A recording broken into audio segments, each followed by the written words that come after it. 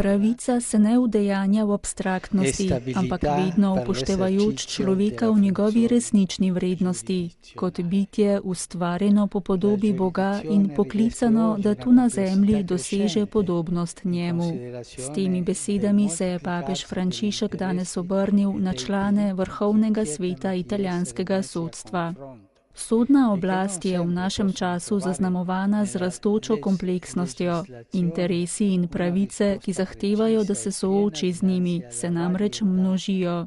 Pogosto se zgodi, da raznoteri konkretni primeri v zakonodaji ne najdejo natančnega in popolnega odgovora. Globalizacija je za vpeljavo tujih navad, nazorov in celo predpisov v določena družbena tkiva med drugim pripeljala tudi do globokih pretresov kulturnih korenin. V takšnem kontekstu je pomembno, da javna oblast, v katero spada tudi sodna, v svojem prostoru poskrbi za stabilnost in utrditev osnov človeškega sobivanja, in sicer preko obuditve temeljnih vrednot.